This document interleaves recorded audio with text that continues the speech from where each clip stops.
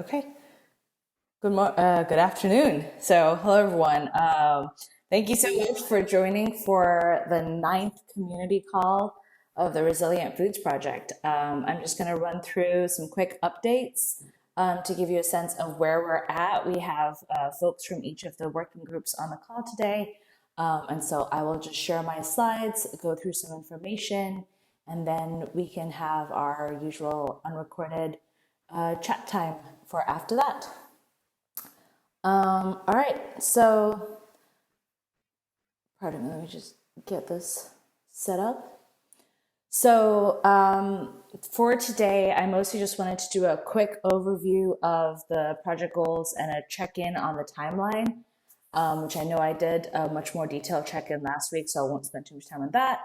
A brief status update summarizing sort of where we're at with each of the three working groups, and then I'll just give you a sense for what the plan is for fall, and then we can wrap up and have a little chat. So, we've been really focused around the short-term goal of really just trying to get a better sense for understanding community food system challenges and opportunities, and really just trying to get this baseline understanding so that we can inform the design of tools and processes and eventually specify the types of tech that needs to be built. We're also hoping to be able to make some recommendations about what is sort of needed and desired for community food resilience. And we've been doing this through listening to folks through our interviews, talking to each other and to others through the different working groups, and exploring the technology landscape as well as the food landscape to get a better sense for how we can meet our overall project goal of developing local food toolkits, which are a combination of people, tools, and processes. So that's just sort of a quick overview of the project goals. The concept paper, as always, is still available on the website. And so let's just quickly check in on where we're at with respect to the timeline. So March through to now has been a mad rush. I feel we've gone through quite a bit of stuff. I'll leave this here for you to be able to look at in your own time and mostly just focus on July, August, and what's coming up next. So we have about 3 weeks remaining in August right now, I believe. Yes. And so we're going to do about 3 more weeks of farm supporter interviews.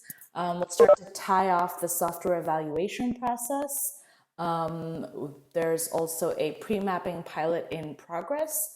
And then that will really be sort of where we'll try to tie off at least a couple of things for the summer, and then really sort of just try to hunker down a little bit this fall, both doing one little pilot and then taking some time to sort of reflect and find some funding so that we can keep doing what we've been doing together this entire year in a much more structured fashion, hopefully. So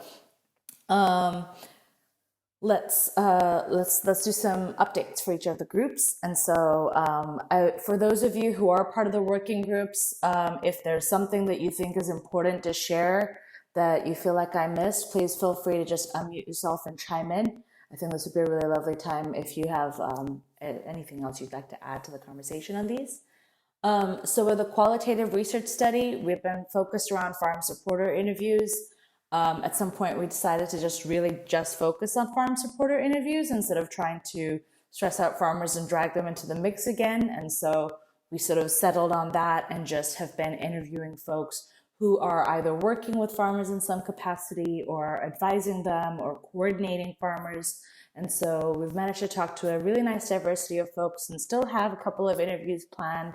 And so we've been, trying to see if we can get at least what we're now thinking of as preliminary data and some preliminary results about the qualitative research study wrapped up.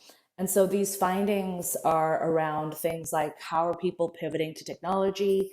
We've heard a lot about some pretty interesting different types of sales models that people have been experimenting with. We hear a strong need for support through the value chain, and that support includes everything from social infrastructure through to technical infrastructure. I think when we went into this project, one of the things that we also noted was that, a pandemic does highlight the fragility of our food system, but I think it also has been highlighting some of the strengths in different types of communities we've been seeing people come together in interesting ways to try and actually help an entire community get back online, and be able to still have a thriving local food system. And so we've been seeing a lot of really exciting and interesting ways in which people are coming together in this sort of weird year that we've had, to try and make sure that food systems are thriving and that people are still having access to healthy, nutritious food. There's also been a lot of increase in consumer interest for local food, which we hear about, but then also from the folks who are actually running these different types of tools for local food systems, they're noticing a lot of increase in demand for online platforms. And so that is sort of something that is then manifest by either, the number of webinars that you'll see training different types of food system stakeholders on using different kinds of tools, but then even from developers themselves, whether it's through our interviews or even through just conversations, we've been hearing about how you'll see this sort of order of magnitude increase in the number of people signing up for tools, or the number of sales, or the amount of sales that are going through these tools. And so this sort of increase in consumer interest in local food has been matched with this sort of rocketing demand for online platforms. And I think all of this sort of comes together to sort of highlight, for me at least, two complications or two areas of complexity. One that really is around coordination and logistics. So no matter how good the technology, no matter how many tools you throw into the mix, it's still a complicated coordination problem that requires people to, write on pieces of paper and run from one end of the market to another, or call each other up and coordinate and use all these other ad hoc mechanisms for coordination and communication to actually be able to have food flowing through our local communities. And this is sort of reflected then in the way in which we're seeing data flow, which is pretty complex. It's pretty ad hoc at times, but there are a lot of interesting different kinds of ways in which people are using and not using tools, but then also the ways in which they're using certain tools in unexpected ways. And so these are at least some of the ideas that have been floating around my head, and I think what I've been hearing from our different discussions in our working groups, about what we've been learning from some of these conversations. So this fall, we'll be analyzing, doing a proper analysis of the preliminary data. This is just some of my preliminary thoughts as I've been reflecting on the interviews, and should hopefully be able to put those together into a results paper that we can share back with the community.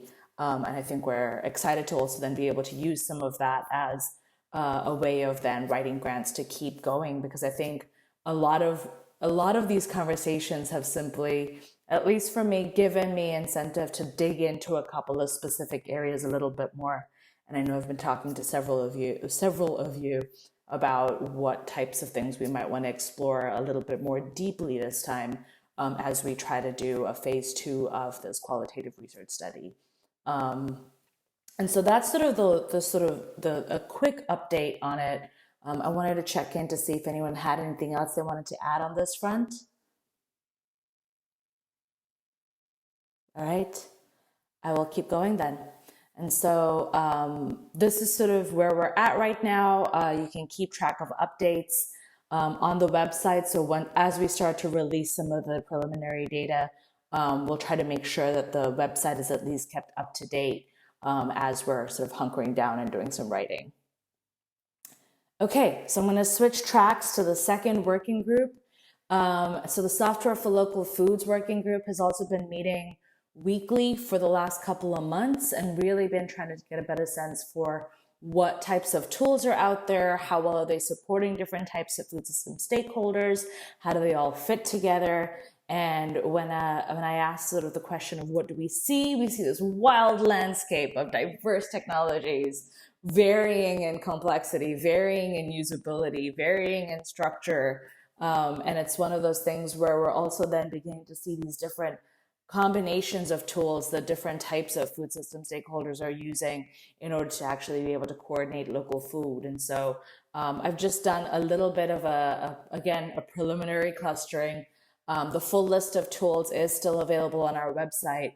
But we've seen things that people are using for crop planning, and you'll notice here there's a couple of icons that aren't actually tools specifically, but well, they are tools, but they're not branded software tools.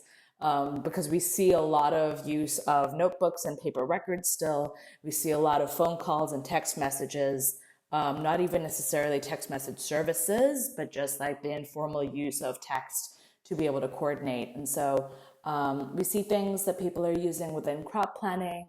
There's a range of e-commerce tools that people are touching. Inventory management was something that we didn't necessarily witness a lot, but I think a lot of that is still very much in the sort of sheets and records and phone and ad hoc use of technology space. Social media plays a really big role in the coordination and communications area, surprise, surprise. And then we see a lot of very specialized tools for both online marketplaces as well as for CSA management. And then the last piece that I have in here, which we'll talk about a little bit more in the next working group, is also the use of technologies for creating directories and community maps to help consumers actually be able to find different kinds of farms. And so this is sort of what we're witnessing in the landscape, in the software landscape.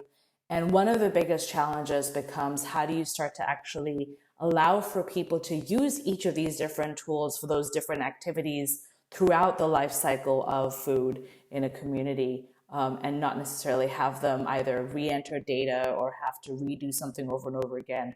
Or how do you make sure that they're connected in a way that is not inadvertently increasing the burden on the different folks who are actually just trying to make the food flow? And so how do you sort of create a smoother data flow through this system? And so within the working group, what we had started doing was doing an evaluation of each of these tools, which I've shared in the past, looking at different kinds of attributes of them. From there, what we've been doing actually over the last month has been doing some user journey mapping focused around thinking through how people are then beginning to traverse that technology landscape when actually trying to help food flow. And so we've gone through three, I believe. Yes, let's see if I can remember the count right. We've gone through 3 user journey maps, and so the folks on the team, each person took on a role of a specific food system stakeholder. So I think Mike and Sarah did both a little bit from the farmer's perspective as well as the market coordinator's perspective. Jamie talked a little bit from the farm workers perspective, and then between the 3 of them, they also brought in the consumer's perspective. And so what we were trying to do is then try to have these different user journey maps for each of those different user types to try to think about how each of these tools were helping food to go from farm to fork. And so you'll notice I just gave a little sort of high-level overview, at least for now, of what that looks like. And so, in our conversations, which I'm still analyzing the data, so I don't actually have formal user journey maps just yet. But you'd notice that things would start in Paperland with crop planning happening maybe in Google Sheets, with a combination of Google Sheets and some paper records. You'd then start to see people try to communicate what was happening on the farm via a combination of mail and phone, as they were trying to communicate with different kinds of buyers, whether it was restaurateurs or coordinate with a farmer's market manager or coordinate with consumers. A couple of different tools. We dug deep into looking at one of the marketplace tools that exists, Local Food Marketplace, to try to think a little bit more about what kind of role it was playing and actually then being able to help market coordinators corral farmers into an online digital space, and then also allow for consumers to be able to come there via pickups, for example, at an actual farmers market, but using that online marketplace as a way for coordinating their food purchasing beforehand.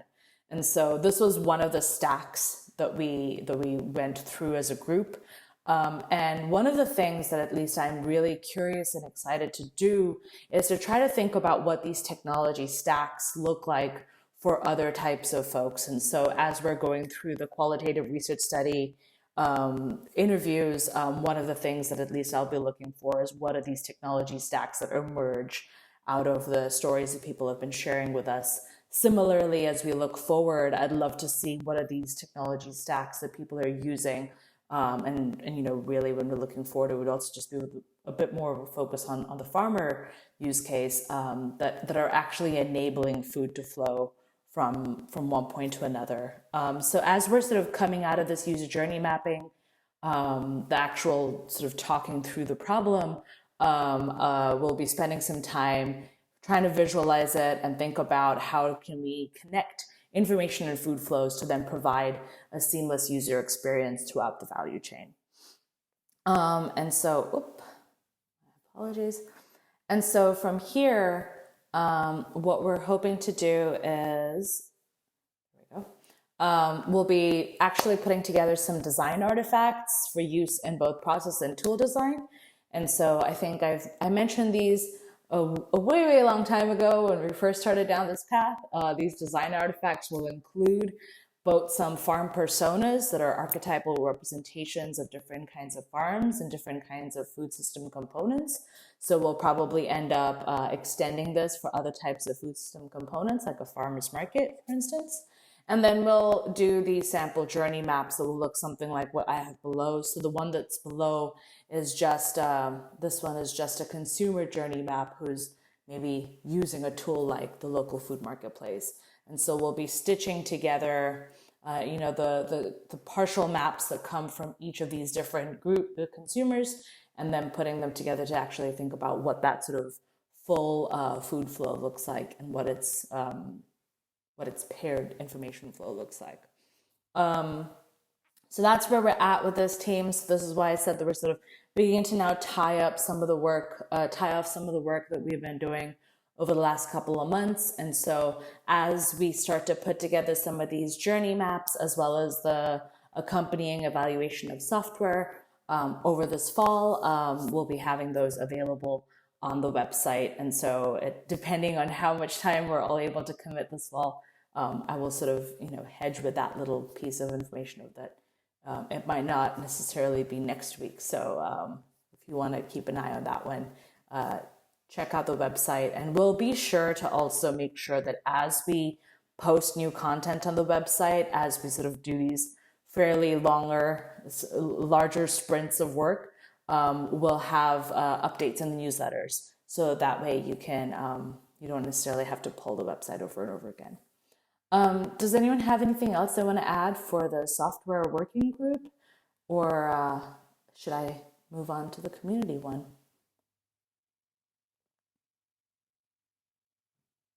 All right, cool. So let's do the last working group update. Sorry, I should have tied it off with here. I know last month we had talked about some opportunities for design because we would like to eventually kick off a software design pilot. These 4 areas were ones that really stuck out as we were finishing up the journey mapping, at least from a preliminary look at it. And so if you're curious to explore and dig a little bit deeper into any one of those 4 problem areas, we will likely end up doing a pilot project in one of these 4. But again, more information on that TBD. Keep an eye out for it in the newsletters and the website. Okay, so then we had the 3rd working group, which was the Community Food Pathways group, who have been putting together a lot of time and effort into thinking through how we can engage in mapping our local food systems, both conceptually and geographically. And that began with some work really trying to think about what do we already see in existing community food maps. I know a lot of us have been seeing maps like these 3 shared on the internet and put together by different groups. They take a lot of time and effort and are very rich information artifacts. And so it's one of those things where I think as we were looking at these, we wanted to get a better sense for what some of the challenges might be faced by the map makers themselves, as well as the map users, as well as some opportunities to maybe be able to contribute to the space of community food mapping So we can try to go a little bit deeper and have these things be a little bit more dynamic. So we found a lot of mostly consumer focused maps. So these were usually maps that help people find their local breweries or find local wineries or find a local farm, um, or find farmers markets. And so they were oftentimes focused around a specific genre of food source within not necessarily your local community, but within usually a geopolitical boundary. And so you'll notice here, there's one that's all of Cincinnati, this one that's all of New Hampshire, and then another one that's from Johns Hopkins. It's the entire Maryland food systems map.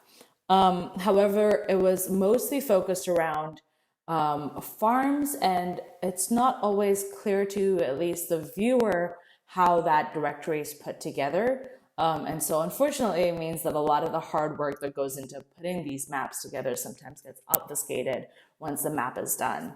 The maps also tend to emphasize location and not network, where a conceptual map might be able to actually help you get a better understanding of, is somebody buying milk from this farm and then using it to make cheese? And so maybe you might actually say, okay, so that is a local cheesemaker as opposed to somebody who's buying milk from far away. And so it means that you don't get to necessarily see some of these relationships between different kinds of food sources and sinks.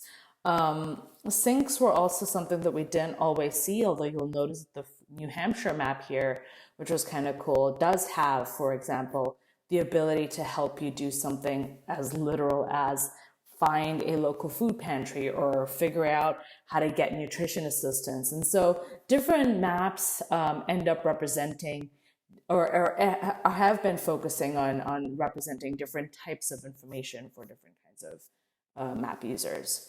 One of the biggest things that we saw that was lacking was that there was not a lot of representation of intermediary stages of a food system. And so this includes things like processing facilities. And so if you're a grain farmer in Indiana and you're looking for a place to process your buckwheat or your grain, then it's one of those things where you might not necessarily be able to use one of these maps to engage in that process. And so that would be still something that you might have to tap into your local community, into your local network. And so given that we were hearing in the interviews that there was a lack of support for thinking about those intermediate steps in the food system, we thought it was curious that this was sort of one of the pieces that was lacking and perhaps an opportunity to be able to contribute to that space. The last point here that I think is actually particularly poignant is that few of these food systems maps are updated on a regular basis. More oftentimes they were created, and it's mainly because the amount of effort it takes to put some of these maps together is significant. And so it means that they're often created, they're put out into the world, and now it exists as an artifact.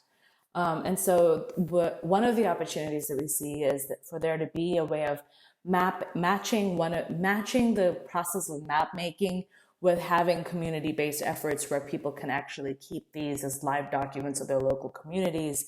So that way we don't have to necessarily wait for the next pandemic or wait for the next sort of occasion to rise for us to make a map, but actually have these be living artifacts that represent in a digital space our physical communities. And so these are just a couple of the little things that we've been sort of seeing in these maps, and that has led us down a couple of different paths. So the first one, and that's sort of roughly where we're at right now, is sort of trying to put together a community food vocabulary. As we've been sitting in on different map making webinars and talking to folks about map making, one of the things that is lacking is having a common ontology that allows for us to both speak the same language about what different nodes and food systems are, but then also conceptualize a relationship between those pieces. Again, going back to that sort of disconnect between conceptual maps and geographic maps. And so here's just a quick example of the problem.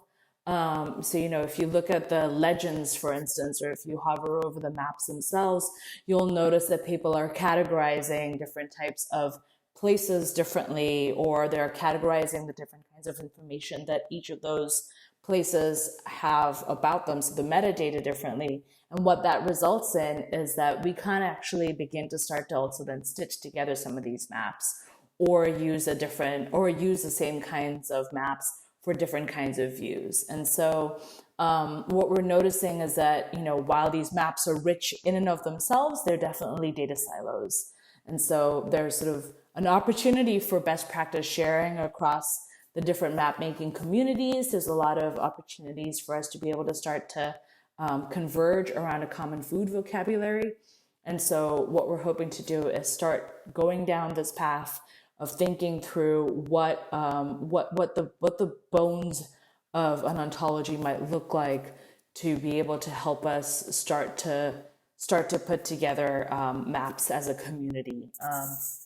And so if you're interested in working on that, this is something that we're going to be actively pushing this fall, and Juliet would be the best person to contact to get yourself involved. I'll share a little bit more about her contact information and how to get involved in the next slide. Okay, so if we then just do a quick status update of where we're at with this particular working group. Right now, and actually Juliet is conducting a pre-mapping pilot out in Martinez, California, looking for things like pre-existing system nodes, so farmers market lists, and she's looking through farmers market lists and ag census data and a couple of other places. If you have ideas for where she should be looking for information, please feel free again to reach out to her and let her know. And really the goal here is to start to explore how we can begin to connect network relationship maps to location maps as well. This fall, Abigail, who I believe is also on the call, will be doing a full mapping pilot starting this month in Albany, Georgia. And so what we've been doing in the lead up to that is, with the pre-mapping pilot and our process document, we're formulating an initial mapping protocol within the working group that would then allow for Abigail to be able to do basically 3 to 5 interviews, similar in style that we've been doing in the qualitative research study, and then using that to sort of both create a map, expand it, and then identify a larger network for us to interview and map in the winter of 2021. So again, it would be still not a full mapping pilot necessarily, but a little bit more of an alpha test or a beta test of our protocol itself. And so the focus there would be really on trying to make sure that we have the process, the mapping protocol nailed down, so that when we come out into the winter, we can actually do a full mapping process in a couple of different communities. So this group will actually keep meeting through the fall, and there'll be every other week meetings on Wednesdays at the time and date that is specified in here. And so if you want to get involved with this one, please feel free to reach out to Juliet Norton. Her email is on the page. And I believe that we'll be updating the website as well with a lot of the information as it comes out. So as always, keep an eye out for your newsletters and check out the website if you want information on what the groups are up to. I wanted to invite folks from the community mapping, community food pathways working group. Is there anything else you'd like to add? Sure, yeah. I just wanted to share like a point that someone else made on one of the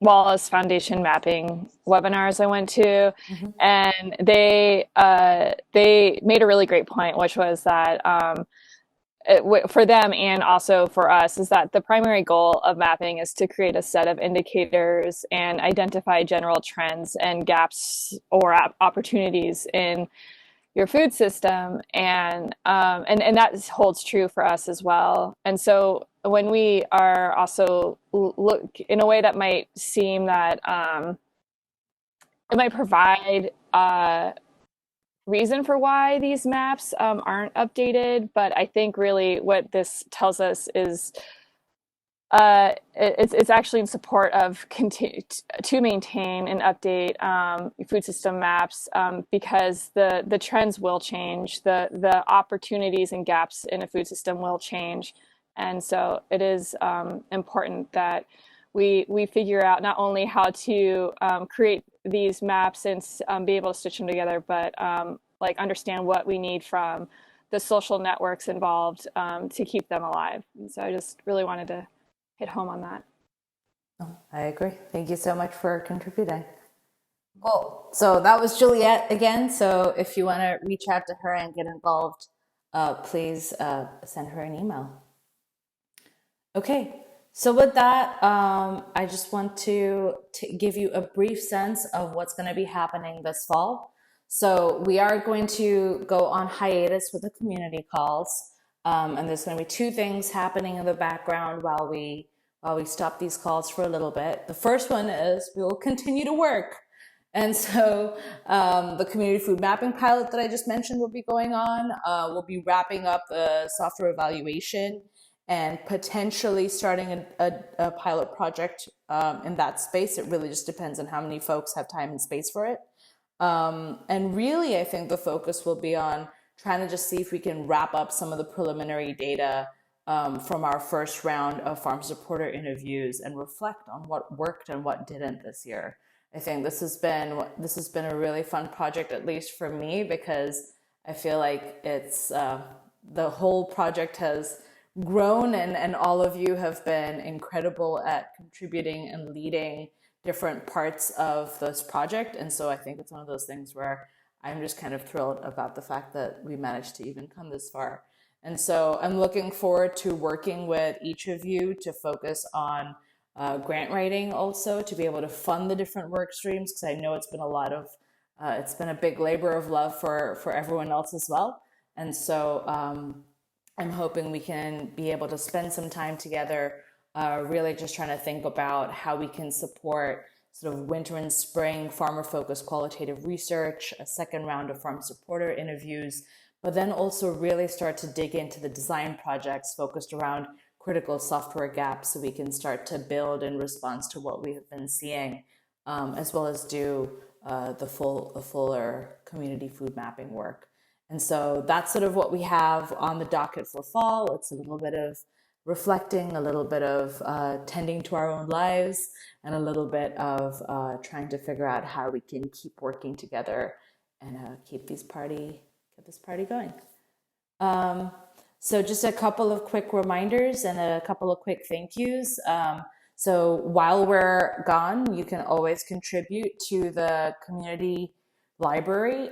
We will be checking this, and so it's a live database, so it'll keep updating. So as you find resources that you think we should look at, we get notifications every time something is added, and so we are definitely looking at this library and actually trying to make sure that whatever we're working on is responsive to it. So please feel free to continue to submit resources. I'm very grateful, and I know everybody else is as well, for the contributions that you've been making so far. If you'd like to tell us how we can improve your experience of participating in this project, we do have a quick feedback form. Please feel free to click this link or go to this link rather, and give us a quick sense of what you think was working and what worked and what didn't work for you. Because I'd love to know how we can better engage with each other and have maybe more productive conversations as well in the new year. And finally, a humongous thank you to everybody who has been critical to the different resilient food teams. So that's Juliet Norton, Tamara Benjamin, Andrew Flax, Michael O'Donnell, Gigi Owen, Abigail Darwin, Colleen Norton, Eric Hassert, Sarah George, Jamie Gehring, Ben Harris, and Mike Schmidt. I definitely feel like I'm ending a podcast on NPR now. I should have just done that at like 10x speed, and then it really would have been the one. But this project so far would have not have been possible without all of you. And so I just want to say a humongous thank you for all of your time, effort, and care as we've been running down this path together. And so with that, I would like to end the recorded portion of this community call, and we will be in touch via our newsletter and via the website about what we're up to next. And I hope to see you all in the future. Outside of that, if anyone else has anything they'd like to say, please feel free to chime in. Otherwise, I will stop the recording. Have a good day, Thank you, everyone. Ankita. We owe a lot of thanks to you as well, as everybody is saying in the chat. Oh boy, I appreciate it. All right, Agreed. cool. I'm gonna end the recording and stop sharing, and we should be good to go.